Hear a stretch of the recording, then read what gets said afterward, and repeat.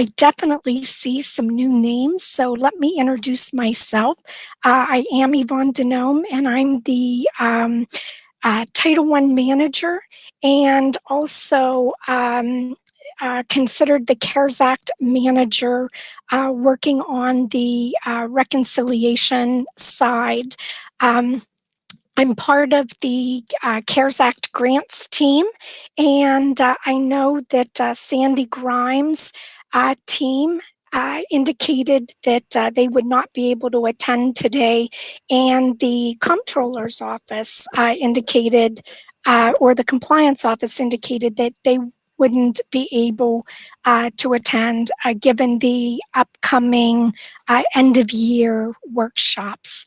But I know that Jerome McCray is on the call today. So, Jerome, would you like to introduce yourself as part of the CARES Act grant team and provide any updates that you might have? And I see that Jessica Chavez from Sandy's team is representing today. But, Jerome, we'll start with you, and then Jessica, he'll pass the baton to you. Okay. Good morning, everyone. Can everyone hear me? Yes, Jerome. Okay. How you doing? My name is Jerome McCray. I'm the new Grants Management Analyst in Budget Services, and yes, I am a part of the CARES Act team. As of today, I currently have no updates regarding CARES. All right. Thank you, Jerome. Jessica. Hi, good morning, everyone. Happy Thursday. I'm just representing financial services. And welcome. I guess I'm here to answer any questions if you guys have any and have fun, I guess. Jessica, do you have any updates from your team? The only update from the weekly email that Sandy sent out is CARES Act is going to carry over. That was mentioned.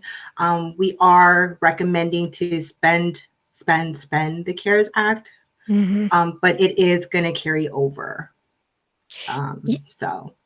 Thank you, Jessica. Yes, so I want to provide a clarification. Um, uh, I always say if I make a mistake, I own it, right? So I want to make sure that last week I indicated that it was carrying over to September 22, and I misspoke. It is carrying over into FY20, FY22, while a timeline has not been established. It is recommended that schools expend those funds as soon as possible. Please know that Fairfax has received ESSER 2 money, and we have been notified about the ESSER 3 funds. And per the United States Department of Ed and the Virginia Department of Ed, we cannot request reimbursement against ESSER 2 until ESSER 1 is exhausted, and we can't request reimbursement against ESSER 3 until ESSER 2 is exhausted. So when Jessica and Sandy and me are encouraging you to spend your CARES Act dollars, it is imperative that you do so. I do want to emphasize that in addition to spending those down, please be aware, I'm starting to get some questions about if the funds carry over, can they be moved into other commitment items? And the answer to that is no. Please know that the CARES Act 1 funds will need to continue to be spent in the line items that it was originally budgeted for. That's because the application for ESSER 2 was Virginia Department of Ed approved, and we must through the exhaustion of that grant, spend the funds the way we told VDOE we were going to spend them, and according to the way that the Virginia Department of Ed approved our grant application. So also know that beginning with the March reconciliation, that there is a CARES Act reconciliation report that needs to be submitted. Please make sure, please know that my small team is working on the VDOE reimbursement from December 1st through February 28th. And I am about 85% through verifying hourly charged against the grant. So a number of you, I'm sure, have seen my email saying I'm in need of these documents uploaded. Your February documents were due to be uploaded by April the 16th. So please, please, please, if you have not put your documents on the server from December to February, please know that they were due April 16th. I need to have them ASAP. I just provided the comptroller's office an update this morning on the status of that reimbursement, in addition to missing some hourly.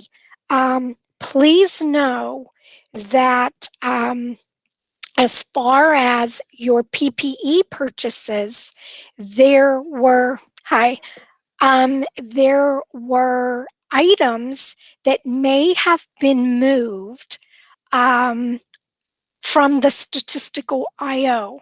And please know that when that happens and you're completing your reconciliation reports, when it lists the PPE items, whatever amount is listed on your ESSER reconciliation report, those line items are also on our VDOE reimbursement report by line. And we are required by the Virginia Department of Ed to put explicit details in order to justify those expenditures. So please know, if you made a purchase for $1,800 and on your FMR, that $1,800 is broken out by smaller increments, that shows on our FMR, and we have to basically state, if there's a charge for $12.50, I have to be able to tell the Virginia Department of Education what makes up that $12.50. So please, as you're doing your ESSER reconciliation reports, please make sure that the backup documents have also been included somewhere in that folder. It can be attached to the FMR reconciliation. It could be in a separate saved PDF. But our team literally has to be able to break it down. For whatever those items are, we need the description. So in some cases, we're working, we're pulling a COBE 1 report and doing some manipulation to get some of those comments. But in some cases, when the documents, if the documents that from the statistical IO have made it to your school folders, which they need to, we're having trouble locating those individual expenses. So whatever you can do to assist us with that, that would be absolutely magnificent. I just wanted to make sure that you understood the level of granular that we have to provide justification statements to VDOE. It is a very complex and laborious process, to say the least, but it's required. Otherwise, we will not get reimbursed. Also, I just want to provide a reminder that if you haven't recently reviewed the CARES financial guidelines document, there have been some recent changes to that document. In the CARES Act office hours, you can actually link to that, but from the CARES Act website, the reconciliation report process specifically has been updated. So if you go out and you download that, please make sure that you review pages 9 and 10 very carefully as part of that reconciliation process. So I'm going to pause. I've done a lot of talking. And what questions might you have for us? Tasha, I see we have spent PPE from our appropriated account beyond our CARES PPE funds. We use the CARES internal order number in hopes that we get additional PPE could be refunded. Is there any chance that additional will be moved by the end of the year? So Tasha, I received word from Liz Bednar this morning that they are continuing to move items. At this time, I'm not sure what above and beyond. Unfortunately, I'm not engaged at those high level conversations. I would just say continue to monitor your FMR or your reconciliation reports. I wish I could say specifically. We do know of some potential departments who had slated contracts against CARES Act, but due to not being able to do multi-year contracts for that, they may have to do some shifting. And if they do that shifting, please know that that shifting most likely, Tasha, wouldn't occur until after July 1st. So again, I know it's not an explicit response, but I'd rather be transparent and let you know what's going on behind the scenes than for just to say I don't have an answer. I see a hand raised. Lisa. Yes, good morning. I kind of had to step out for a second, but I heard that the CARES money was extended to next school year. Yes. I know my principal had mentioned it to me, and she was told in her meeting like September of 2022, or is that September of 2021? And that was where she wasn't sure because they didn't really clarify. They just said September. So I didn't know if that was clarified. No, to be honest with you, Lisa, what I was told was that they are not wanting to give a specific deadline for that.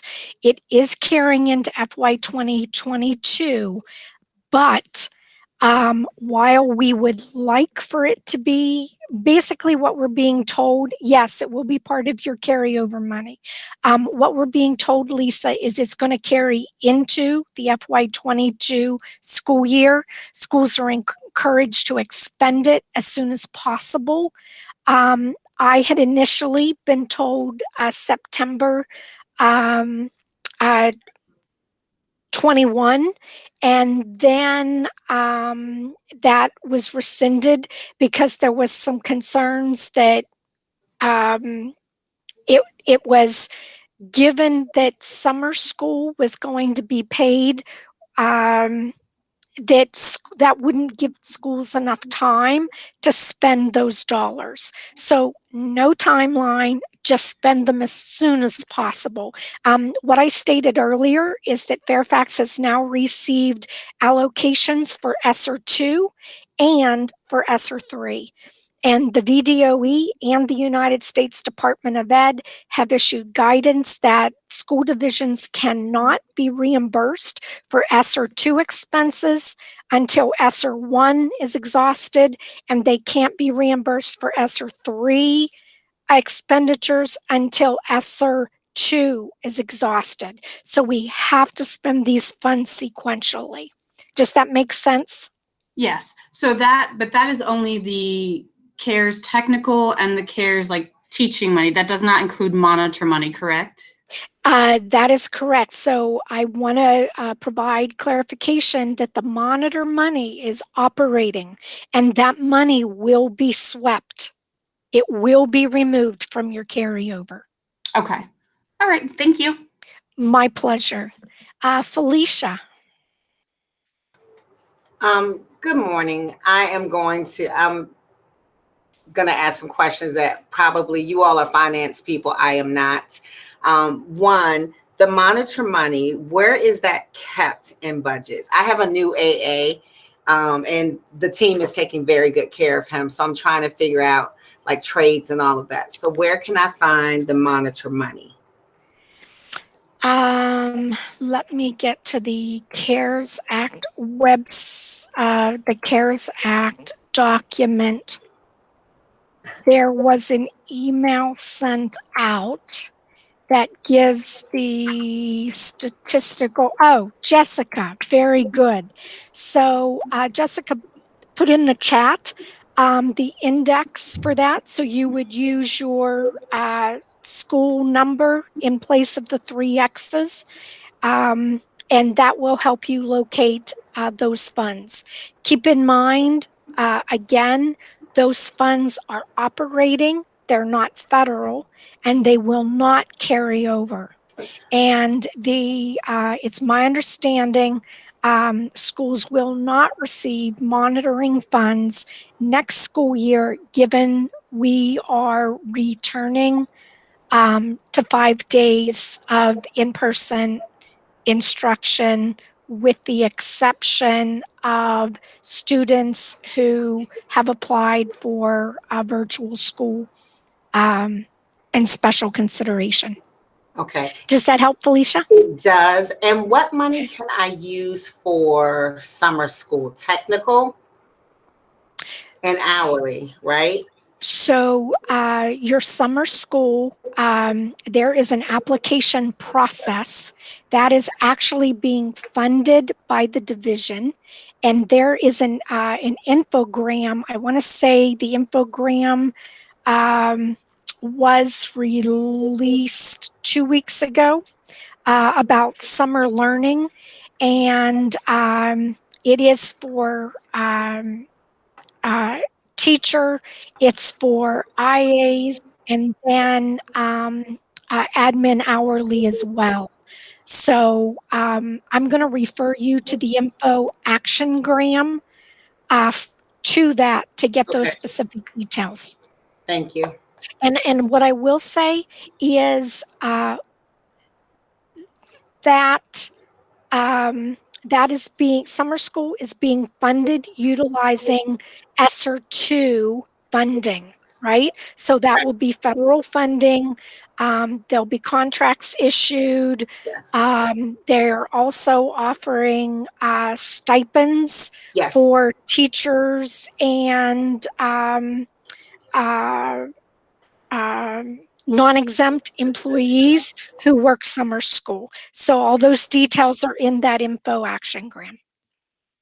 Okay, so I'm familiar with all of that, Yvonne. I guess what I was trying to figure out is there some things that I would like to do in addition to that funding during our summer school time. And I wondered if I could use CARES Act money to fund the additional pieces. Yes, you sure can. Absolutely. Please keep in mind that even over the summer, you would continue to have to utilize the FS 174s, provide the HR 11s. That process would continue if you use CARES Act funding above and beyond what the division is using. Absolutely. Okay. Great question. Okay, last question. I apologize. No, I'm please used to don't. having, That's the purpose of the office hours, Felicia, right? yeah. We learn from each other in the office hours. Well, this one is related to the FS 174. I met Okay. with another principal colleague, and they were telling me, and I knew we could use that money for teachers, like special ed teachers or other teachers who have Mhm. not been receiving their planning or, doing additional IEPs and other things, right? Mhm. So I guess, oh, thank you, Courtney. Uh, I guess my question is there a such thing as, like, for this month, I have not done that. So could I do that this month and June using that money? Absolutely. Okay. If it's for non-exempt employees Yes. and the time did not make its way into my time, ultimately correction memos would need to be submitted for that time. If it's for teachers, then absolutely provide them the HR 11 with your CARES Act coding and have them complete that FS 174. But absolutely continue to utilize those funds consecutively. Okay. Thank you so much. I appreciate My your time pleasure. today. Thank you. Appreciate your questions. All right, I'm going to go to the chat. I don't see any additional hands up, so I'm going to go to the chat. Um, uh, Tracy, I understand that the CARES custodial overtime funds can be realigned within custodial. Will these funds be swept at the end of the year or retained? Jessica, I'm going to pass the baton to your side.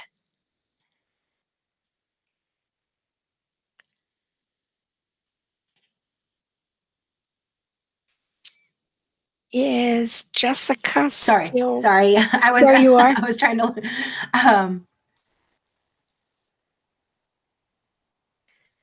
Whoops, have we lost you again? no, I'm here. So my understanding is it's the same thing as carryover, the 10%. They're not going to be swept away. I'm trying to look for the weekly email where we confirm this information. 1 second. Okay. And it is true, you can realign the OT within the custodial cost center. So you can purchase equipment, more cleaning supplies, use it for overtime, hourly overtime. I know a lot of schools are buying equipment, scrubbers, waxing, using it for summer school cleaning. I'm sorry, summer cleaning items. 1 second, let me just look. Yeah, I'm trying to get to Sandy's email as well. Yeah, I know that was sent over, but I think it's part of the 10% carryover. That was my understanding as well, but I didn't want to misspeak.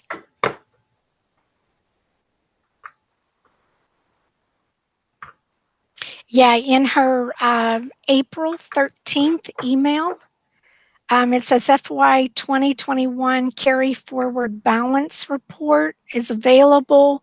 This report shows that 10% carryover for FY 2021.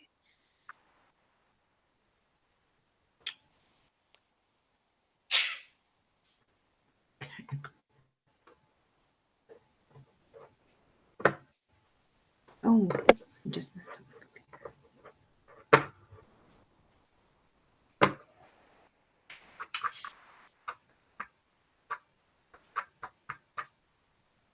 So I will definitely confirm that, but I am almost 90% sure that is a carryover. If you don't spend it, you get that 10%.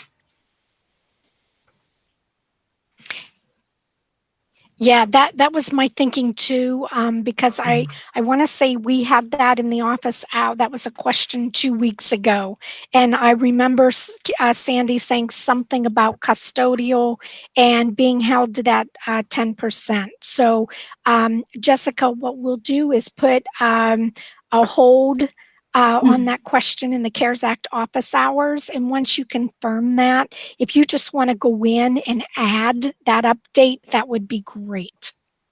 Thank you.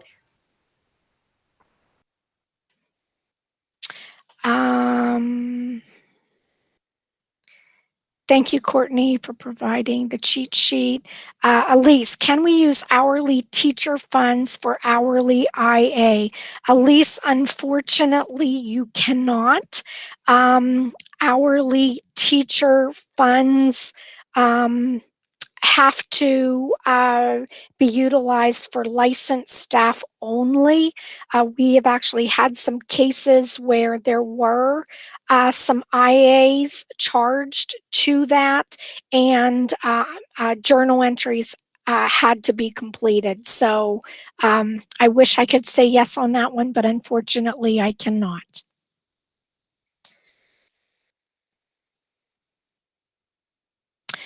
Other questions that you may have?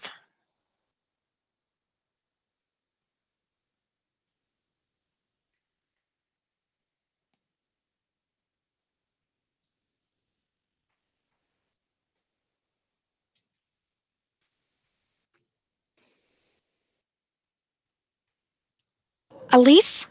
Yes. I'm sorry, it's about the same question. So we have an hourly IA that we're using to help the virtual teachers. And we've used up that money. So does it now come out of our school money? So I'm hearing you saying your IA that is supporting your teacher who has an ADA, you are out of um, your classroom monitor funds. Well, we Is weren't that using classroom monitor funds. We were using the CARES technical, because we do have classroom monitors. okay? But you were using the hourly technical to provide additional support. Yes. Okay, so unfortunately, once you have exhausted those hourly technical funds, that would have to move to operating. Okay. Thank you. Sorry.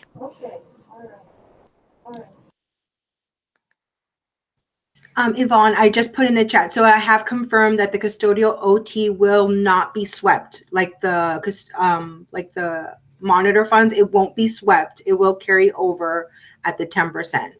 Okay, that's perfect. And Courtney will make sure that that gets into our minutes. Thank you, Jessica, for confirming that.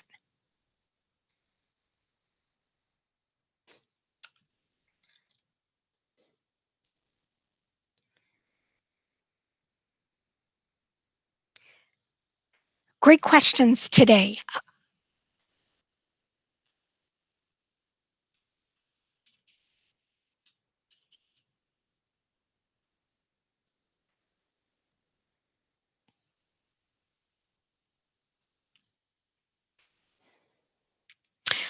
Just a reminder, and for the new folks on the call, as you are saving your documents to the CARES Act folder, please make sure that you're saving the documents according to the month that they posted to the FMR. I've been working with a few schools going back in to rename some of their folders. I was unable to locate the sheets quickly. And when you are processing 8,900 lines and 212 pages, quick access to those documents is of great need. So please make sure you're saving your documents aligned with your ESSER reconciliation report by the month that they post to the FMR.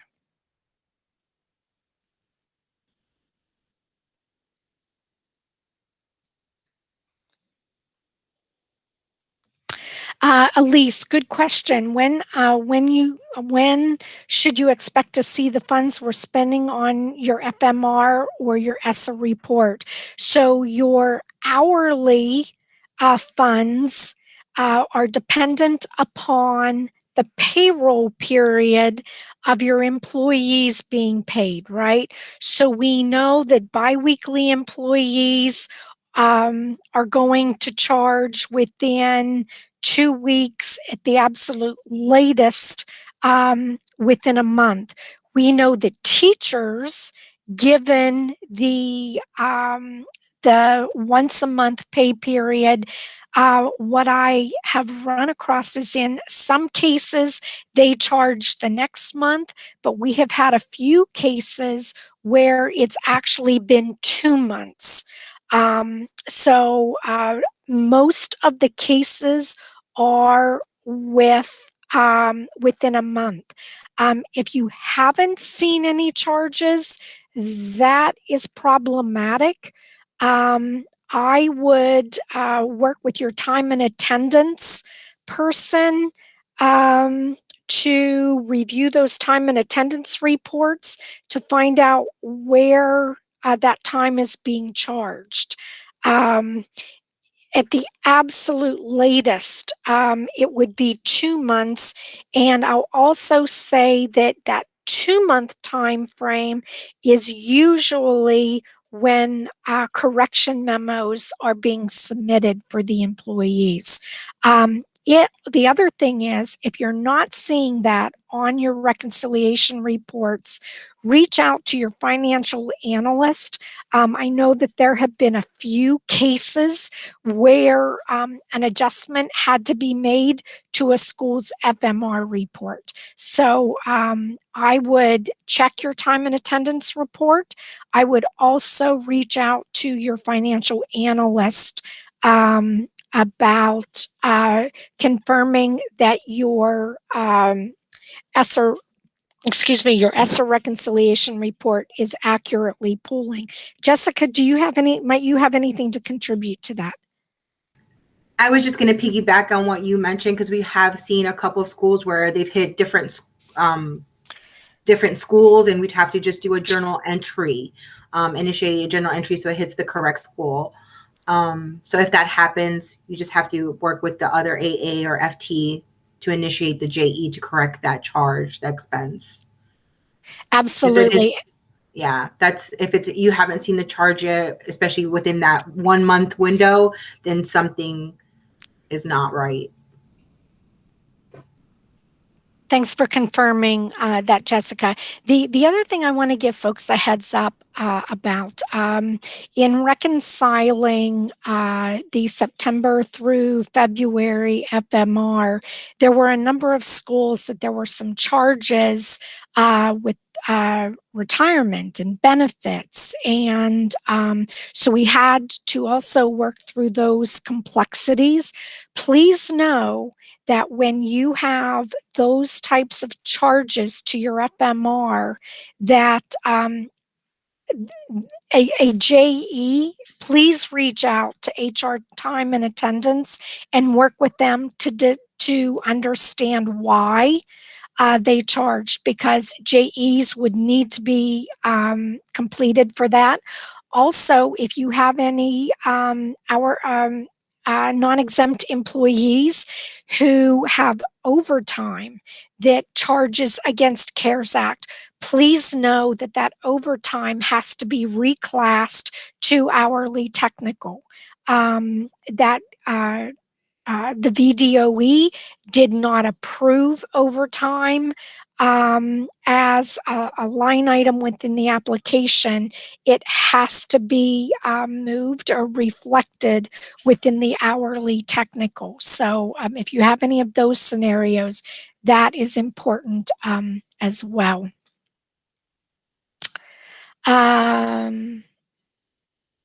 Seem to be correct. Okay.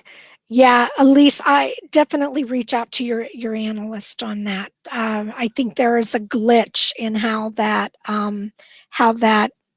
is pulling.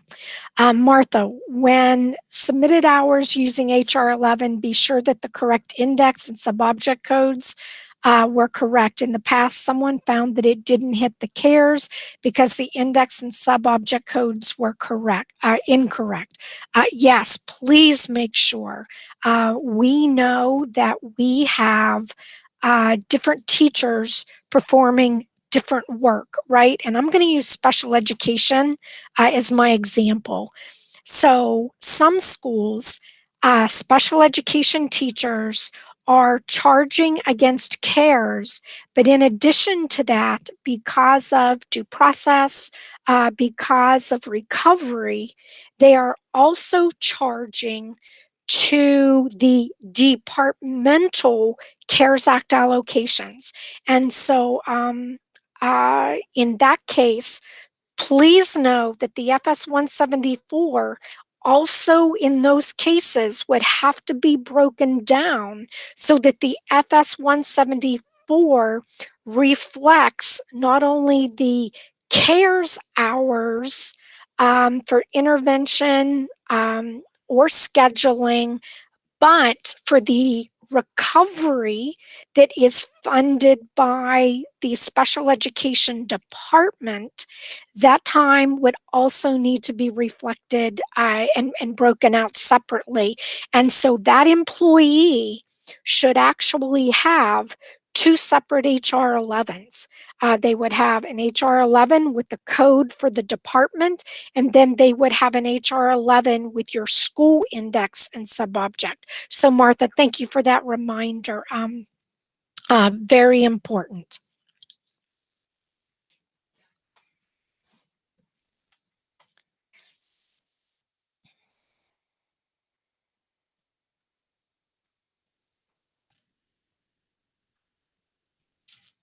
Oh, I also want to provide an update on the CARES Act office hours. Last week we asked about the CARES Act office hours and whether or not they should continue, and we asked for your input. And so we've received some additional input on that. So the decision that has been made about CARES Act office hours is that we will continue to have CARES Act office hours through the end of May. Then we will take a break for June to allow for time for school closeout.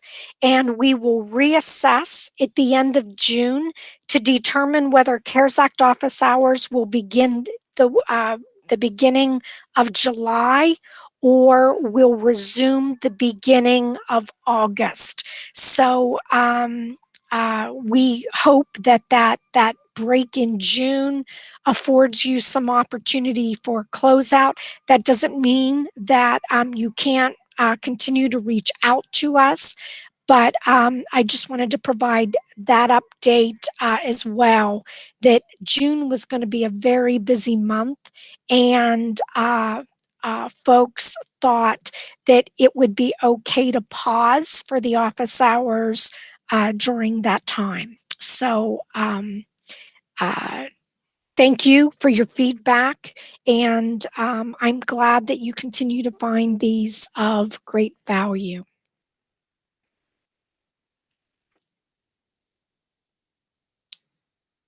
All right, we don't seem to have a lot of questions coming into the chat, so I'm going to go ahead and end the CARES Act office hours today.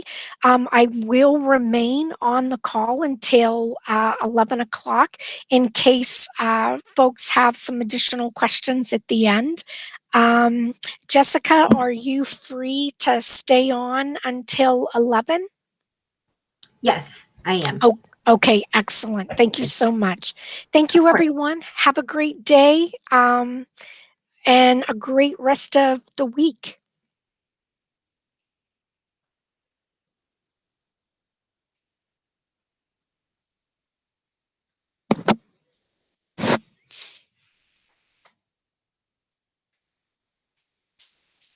You're welcome. Thank you and have a great day.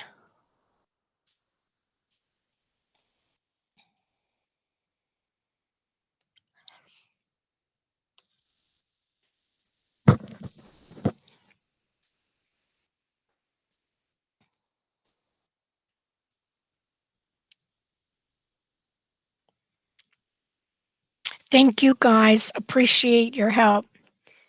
Ellen, great job on that folder.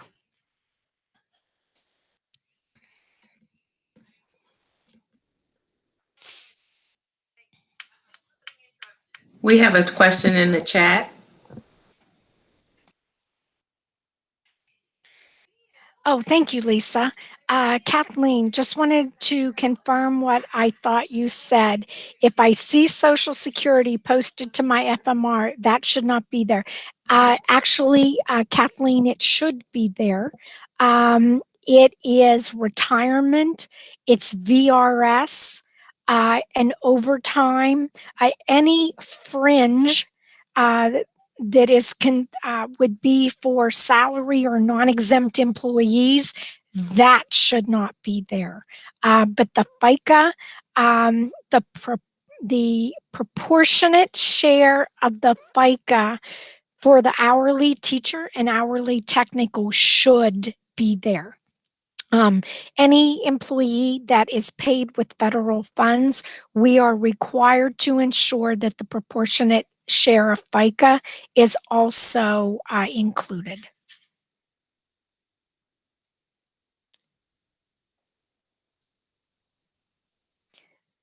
Great. Thank you, Kathy, for all your hard work.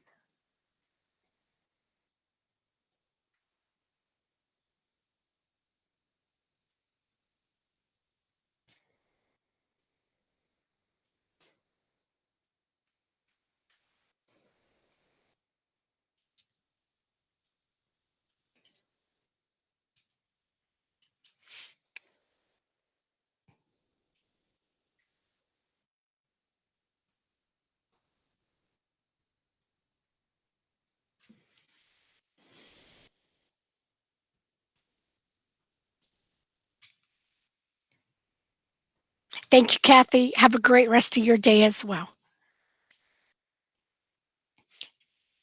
Any other questions for those remaining on the call?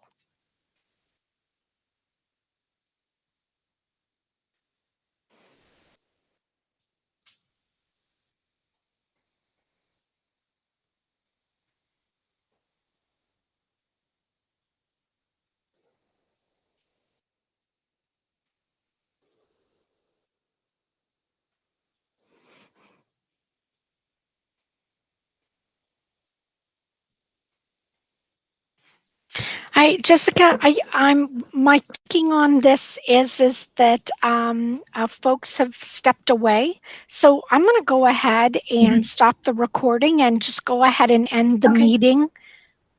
Sounds good. Okay. Okay, thanks everyone. Appreciate your time Thank today. you.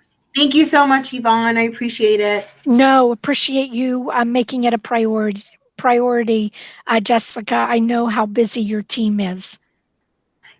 And my pleasure. I learn something new every day. So Me too.